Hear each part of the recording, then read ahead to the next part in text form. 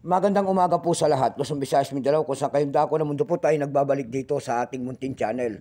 Samuel Soriano TV29 para mag-discuss ulit ng another coins at ito po ay ating hilig mangulikta ng barya. Kaya ho tayo nandito nagsisiling ng kanilang mga halaga para malaman natin ang kanilang tunay na presyo po. Ayan, at isa ho tayong kolektor. Ayan, hilig natin mangulik ng barya. Magandang umaga po sa lahat ng aking mga subscriber. Kung saan kayong dako ng mundo po, keep safe po sa lahat and God bless. Maraming salamat po dyan sa lahat ng aking mga subscriber. Ayan po. Yun naman po, hindi pa po nakapag-subscribe dito sa aking munting channel at malaking tulong na po ang inyong gagawin tulad ng pagpindot ng ating subscribe button, like and share. Para ma-update po naman kayo sa mga latest ko pang gagawin mga video po. Pasensya po kayo at namamalat pa ang ating boses. Ayan, hindi pa lumalabas yung kanyang buo. Ayan, meron naman tayong pag-usapang barya kung tawagin ng ating mga kolektor. Ito po ay semi-hard to find. Pera po ng NGC, yung bago po. Ayan, year 2017. Ayan, ang kanyang year po. Ayan, year 2017. Napakahirap ng maghagilap ng kanyang presyo sa totoo lang. Ayan, semi-hard to find na po ito. Ayan, hinahanap na po ng ating mga kolektor. Bago tayo magsimula sa ating talakayan, kilalanin mo muna natin siya bago natin makita ang kanyang presyo. Issue po, Philippines po, Period Republic, 1946, up to date po, type standard circulation coins. Years, 2017 hanggang 2019, value nito 1 peso. Nakapaloob po ito sa NGC series, currency piso, 1967 up to date po.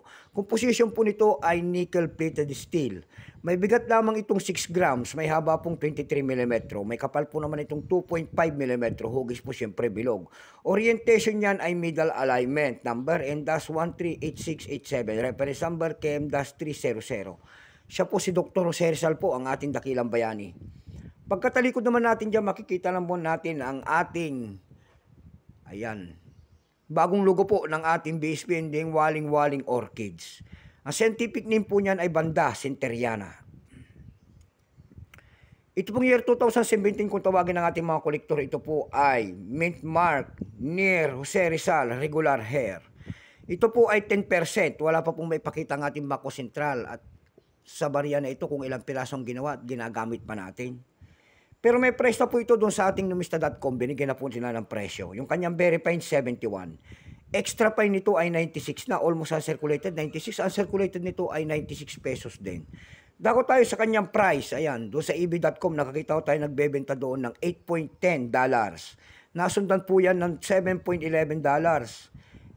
Ang pinakamalit po na bintahan doon ay $2.64. Ayan.